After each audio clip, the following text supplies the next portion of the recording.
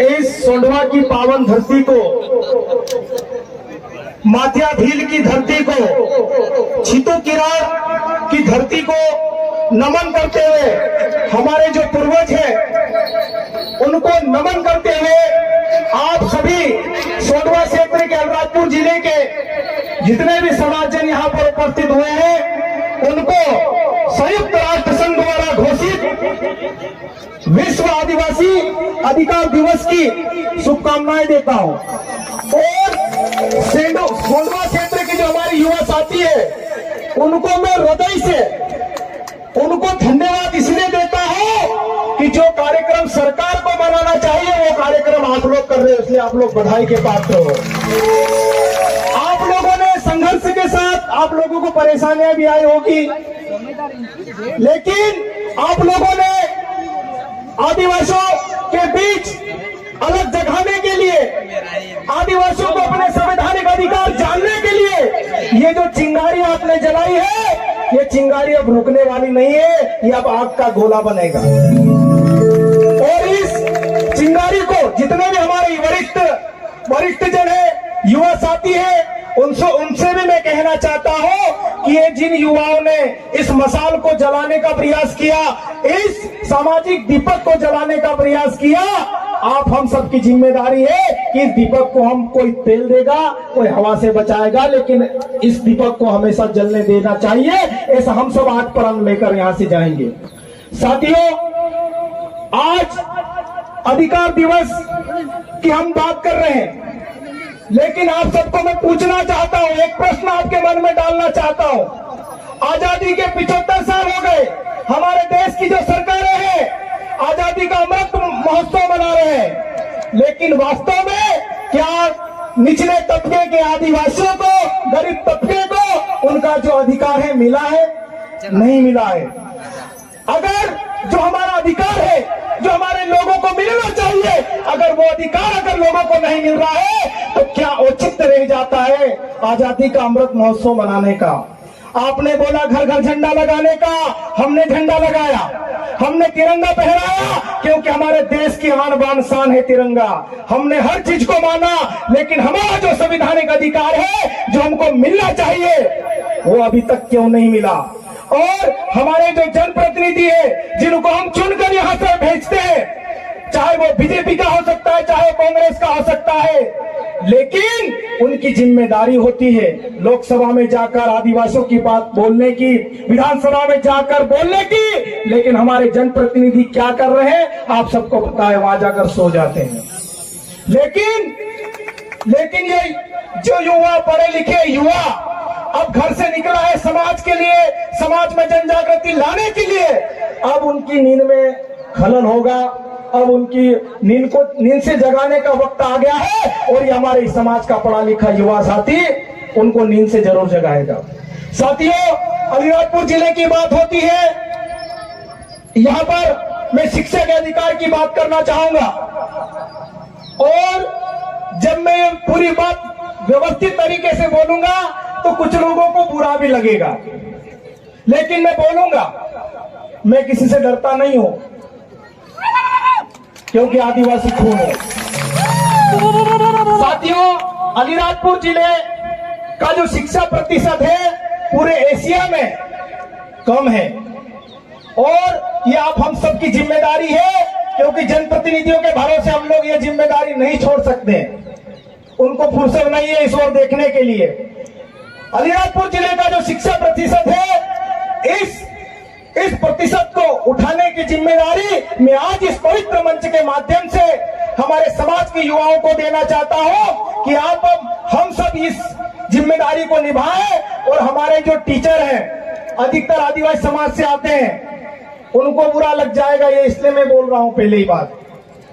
वो जो हमारे शिक्षक है, वही शिक्षक अगर ईमानदारी से सरकारी स्कूलों पे फोकस कर ले, तो मैं गारंटी के साथ कहना चाहता हूं कि 5 सालों के अंदर अलीराजपुर जिले का शिक्षा का क्षेत्र ऊपर उठ जाएगा, बढ़ जाएगा। लेकिन एक सरकारी टीचर, मुझे माफ करना किसी को बुरा लगे, सब सरकारी टीचर एक जैसे नहीं होते, कुछ ईमानदार भी होते हैं, लेकिन एक मछली पूरे तालाब को गंदा करती है, आप लोगों को सोचना है। अगर आप सरकारी शिक्षक हो, लेकिन आपका बेटा तो प्राइवेट स्कूल में पढ़ रहा है।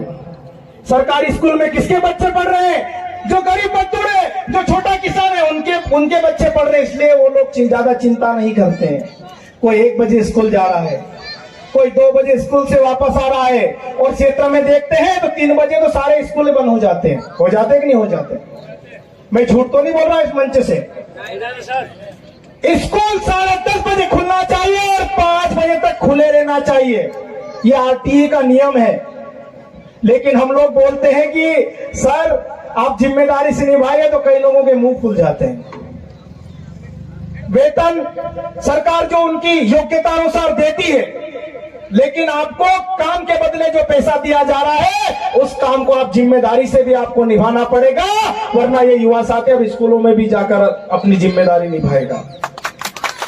साथियों, हम लोग कई जगह जाते हैं, कार्यक्रम करते हैं, हम लोगों का ये काम नहीं है कि हम मंचों से बड़ी बड़ी बात कर आप लोगों से तालियां बजवा कर घर चले जाएंगे। नहीं, मूल समस्या के जड़ तक हम लोग पहुंचेंगे, तभी हमारे समाज का जो अधिकार है। क्योंकि अगर जैसे भारत भाई मौर्य ने बोला था, ये उंगली तभी कर पाओगे जब आप पढ़ लिख जाओगे, कुछ बात जानने लग जाओगे, अपने अधिकार जानने लग जाओगे, वरना हमारे लोग तो जनपदों में घुसते हैं तो पियून भगा देता है, कॉलेज में घुसते हैं तो पियून भगा देता है, तहसीलदार के ऑफिस में जाते हैं तो पियून भगा देता है। जबकि पियून की ड्यूटी क्या होती है मालूम आपको? झाड़ू लगाना और पानी पिलाना, और वो पानी किसको पिलाना? हमको पिलाना है। लेकिन वो आग दिखा देता है और हमारे लोग वापस आ जाते हैं। आप सब अपने अधिकारों को समझो, हमारा अधिकार क्या है। क्योंकि चाहे वो अलीराजपुर जिले का कलेक्टर हो, वो यहाँ का बॉस नहीं है, यहाँ के बॉस हम लोग हैं, हमारे टैक्स से उनको वेतन मिल रहा है। साथियों, जब तक हम अपने अधिकारों को नहीं समझेंगे, अपने आप को नहीं समझेंगे, भोपाल में, दिल्ली में अगर कोई बोल दे कहां से हो आप, अलीराजपुर जिले, तो आधे लोग डर जाते हैं। आज भी इतना खूब है अलीराजपुर जिले का। और तुम जनपदों में, हमारे लोग जनपदों में घुसने से डरते हैं, तहसील कार्यालय में घुसने से डरते हैं। अब ऐसा नहीं होना चाहिए। आंखों से आंखों मिलाओ, बात करो अपने अधिकारों के लिए। हमारे लोगों को खाद नहीं मिलता है, हमारे लोगों को राशन नहीं मिलता है। और कालाओ जी कोई अपना मार से जाते रहे, कॉल आड़े आवे, 3 दाड़े भी कई काम नहीं हुए। अभी हमने 2-4 दिन पहले गुक्से में रात को 10 बजे तक खाद बंटवाया, और इसलिए बंटवाया क्योंकि नियम कानून हम जानते थे। और सब ये कर सकते हैं, सभी युवा साथी ये कर सकते हैं। हमारे लोगों की जो समस्या है उनको दूर करना किसकी जिम्मेदारी है? हमारी जिम्मेदारी है। 47 लोग हमारे जनप्रतिनिधि सो रहे हैं, हमारे 47 विधायक है। वरना अगर उनको आदिवासी समाज की चिंता होती, हमारे प्रदेश में 6 सांसद है आदिवासी और 1 राज्यसभा सांसद है, 7 सांसद है, 47 आदिवासी विधायक है। मैं गारंटी के साथ बोलना चाहता हूं कि आप अभी फोन लगाओ, उनको पूछना कि आज दिन कौन सा है, किसी को मालूम नहीं होगा। और ये दिन हमने घोषित नहीं किया है, किसी सामाजिक संगठन ने घोषित नहीं किया है। जो 194 देशों का जो संगठन है, संयुक्त राष्ट्र संघ, यूएनओ, उसने घोषित किया है कि 13 दिसंबर को विश्व आदिवासी अधिकार दिवस मनाया जाए। लेकिन किसी को कोई चिंता नहीं। इसलिए मैं सोंडवा के जाबाज युवा साथियों को मैं धन्यवाद देता हूं, उनका दिल से साधुवाद ज्ञापित करता हूं कि आपने बहुत बड़ा काम किया और ये काम हमेशा चलने देना, हम आपके साथ खड़े रहेंगे। साथियों, सोंडवा क्षेत्र डूब क्षेत्र में आता है। कई हमारे आदिवासी किसानों की जमीनें चले गई, कई किसान तो ऐसे हैं कि उनके पास आज कुछ भी जमीन नहीं बची है। लेकिन इस सरदार सरोवर बांध का फायदा किसको मिला? गुजरात को। और गुजरात में भी उन लोगों को मिला जो उद्योगपति है। आज 3000 करोड़ की एक मूर्ति लगी है वहां पर। जमीनें हमारी डुबा रहे हो। और पैसा गुजरात कमा रहा है। हमारे लोगों की लाश पर स्टेचू बनाया गया है, लेकिन आदिवासियों के साथ जो गलत करता है, आदिवासी वक्त के साथ उसका जवाब देता है, प्रकृति उसका जवाब देती है। पता चल रहा है कि वो मूर्ति अभी वो क्या तीरोड़ जाने मन गई बोली मूर्ति वाली आदिवासी लाश पर तुम बनाए हेरो बदलो भी काने न काने दाड़ा ले सुन हम। साथियों, आज हमारे लोगों को जमीन डूबती हमारी, लाभ कोई और लेता है। फैक्ट्रियों के लिए जमीन हमारी लेते हैं, उद्योग कोई और डालता है। होता है कि नहीं होता है? लेकिन अब ऐसा नहीं होने वाला, क्योंकि ये समाज का युवा समाज के वरिष्ठ जनों के मार्गदर्शन में जाग चुका है, अपने संवैधानिक अधिकारों को लेके ये समझने लगा है। इसलिए सभी लोग इनको तोड़ने के लिए लगे हुए हैं। कोई नहीं चाहता कि आदिवासी इकट्ठा हो, कोई नहीं चाहता कि आदिवासी अपने हक अधिकारों के लिए बोले। जो बोलता है उसको दबाने का प्रयास चल रहा है, षड्यंत्र चल रहा है। लेकिन कितनों को दबाओगे? हमारे जो महान क्रांतिकारी है, अगर वो डर जाते, वो दब जाते, तो आज भी हम किसी अंग्रेज के घर में लेटरिन साफ कर रहे होते। आज हमारे समाज के जो क्रांतिकारी रहे, जिनको मौत का खौफ नहीं था, जिनको संवैधानिक अधिकारों की चिंता थी, अंग्रेजों से लोहा लेने वाले आदिवासी महान क्रांतिकारी रहे। और ये देश जब आजाद हुआ तो इस देश की आजादी में 70% जो योगदान आजादी की लड़ाई में रहा, वो हमारे पूर्वजों का रहा, हमारे आदिवासियों को रहा। इसलिए अपने आप पे गर्व कीजिए कि हाँ, हम आदिवासी हैं।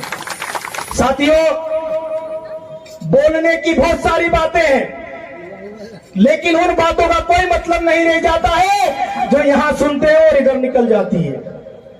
आप संविधान में जो आदिवासियों को विशेष अधिकार दिए गए हैं, आप उतना ही पढ़ लीजिए, आपको कहीं और जाने की आवश्यकता नहीं पड़ेगी। लेकिन हमारे युवा साथियों को आज इस मंच से मैं कहना चाहता हूं, कुछ युवा साथियों को बुरा भी लगे तो 10 बार लगे। हमारे समाज के अधिकतर युवा आजकल देख रहे हैं हम लोग कि वीडियो बना बना कर दवाई पी लेते हैं, वीडियो बना बना कर फांसी पे झूल जाते हैं। अरे भाई, तेरा दूसरा जन्म नहीं हो जाएगा कि पता चलेगा इंस्टाग्राम पे कितने लोगों ने देखा, मर गया, बात खत्म, घर वाले नुक्ता भी कर देंगे। लेकिन उस माँ बाप पे क्या बीतेगी कि किस उम्मीद के साथ उसको बड़ा किया, पाला पोसा, उसको अच्छी शिक्षा दी, लेकिन उनका बच्चा क्या कर रहा है? इंदौर भोपाल जाकर वीडियो बनाकर मर रहा है, दवाई पी रहा है, कोई ब्लेड से हाथ काट रहा है। या माताएं बहनें बैठी है, इसलिए पूरी कहानी नहीं बताऊंगा, बाकी लोग समझ गए होंगे कि मर क्यों रहे हैं। समझ जाने वाले समझ जाओ। साथियों, ये जीवन है, एक बार आया है। अगर बिरसा मुंडा भी अगर ऐसे हाथ काट लेते, दवाई पी लेते, पॉइजन पी लेते, रस्सी पे झूल जाते, तो आज बिरसा मुंडा को कोई याद नहीं करता। अरे मौत आएगी, मर जाएंगे, कोई यहाँ अमरपट्टा लेकर नहीं आया है, कोई यहाँ 200, 500, 1000 साल जिंदा नहीं रहेगा। लेकिन जितने जी ऐसा काम कर जाओ कि मरने के बाद भी लोग आपको याद करें। जरा सी बात के लिए मर जाते हैं। मेरा छोटा पेट बना इसलिए कोई मर गया, मुझे दारू नहीं पिला इसलिए कोई किसी को मार दिया, ये बात होती है क्या? मैं सभी युवा साथी जिनके भी दोस्त ऐसे हैं, उनको आप समझाओ, क्योंकि एक गरीब माँ बाप, मैं भी एक गरीब माँ बाप का की औलाद हूं। मुझे अच्छी तरह मालूम है कि मेरे पिताजी ने मुझे कैसे बड़ा किया। अगर मैं भी नालायक बेटा बन जाऊं तो फिर मेरे माँ बाप को तो पछतावा होगा ही। इसलिए मेरे युवा साथियों, इस सोशल मीडिया की जो दुनिया है, ये बहुत बड़ा ताकत है आदिवासियों के लिए। आदिवासियों की आवाज अखबारों में नहीं दिखती, टीवी चैनलों में नहीं दिखती, लेकिन आज सोंडवा में जो कार्यक्रम हो रहा है, उस सोशल साइट्स का कुछ अच्छा भी उपयोग कर रहे हैं कि आज देश दुनिया के लोग भी यहाँ का कार्यक्रम देख रहे हैं। ये सोशल मीडिया की ताकत होती है। लेकिन कुछ लोग यूं मोबाइल पकड़ेंगे और यूं रस्सी में बांध के लटक के मर जाते हैं। कई लोगों अभी 2-4-8 दिन पहले एक लड़के का दवाई पीते हुए वीडियो आया, खूब पी रहा वो दवाई कपास में छींटने वाली, और मर गया वो। पता नहीं ऊपर से देख भी रहा है कि नहीं देख रहा है, किसको मालूम। मोबाइल में देखे। लेकिन सभी युवा साथी, मेरी बात बुरा लगी है तो बिल्कुल मुझे मंच के पीछे ले जाके धो लेना, मुझे कोई फर्क नहीं पड़ेगा। लेकिन मैं सत्य बात बोल रहा हूँ, क्योंकि आपकी एक छोटी सी गलती की वजह से पूरा परिवार बर्बाद हो जाता है। और एक आदिवासी समाज का लड़का अगर बेवजह बेवक्त मर जाता है तो एक पीढ़ी खत्म हो जाती है। उस बात को समझिए आप। आज आदिवासी कम क्यों हो रहे हैं? इसीलिए हो रहे हैं। हमारे पूर्वज कभी दवाई नहीं पीते थे क्या दाजी? डाला दाजी जोतरा पीछे पूछो, कह दाजी पितला काय घुड़सो काट्यो काय नहीं काट्यो। कभी करंट में नहीं मरे हमारे लोग, दवाई हमारे लोग नहीं पी, फांसी के झूले कभी नहीं झूले, फालतू काम करते नहीं थे। दिन भर काम करना, शाम को कच्चे 2 गिलास पी के घर से आराम से सो जाना, ये हमारे लोगों का काम था। लेकिन आज जो विदेशी शराब आती है महंगी, उनको पीकर हमारे लोगों के दिमाग, हमारे लड़कों के दिमाग में अलग अलग विचार आते हैं। कोई फेल हो गया, मर गया। किसी का नंबर अच्छे नहीं आए, मर गया। किसी की जॉब नहीं लग रही, मर गया। अरे जो अनपढ़ है गांव का, वो भी दाढ़ की मजदूरी कर कर जी रहा है और लोग परिवार को पाल पोस भी रहा है। पूरे सप्ताह भर काम करता है, हाटे दाड़े कुआर कुकड़ू लावे ना, का घर वाला खोए तेके कहो आदिवासी। जरा सी बात को लेकर हमारे जो युवा साथी गलत कदम उठा रहे हैं, मैं उनसे निवेदन करना चाहता हूं कि आप बंद कर दीजिए। तभी ये जो अधिकार दिवस है, हमारे आदिवासियों के दिवस है, तभी हम लोग सक्सेस कर पाएंगे, तभी हम लोग मनाएंगे। वरना कार्यक्रम होते रहेंगे, डीजे में हम लोग नाचते रहेंगे, रैली निकाल लेंगे, कोई आएगा अच्छी बातें बोल के चला जाएगा, लेकिन उसका निराकरण कुछ नहीं निकलेगा। तो साथियों, अभी और भी वक्ता है, मुझे ज्यादा, क्योंकि मैं नीचे से देख रहा था, जो ज्यादा बोल रहा था उसको चिट्ठी फंसा रहे थे, तो मुझे भी चिट्ठी न फंसा दे, इसलिए मैं अपना समय यही समाप्त करता हूं।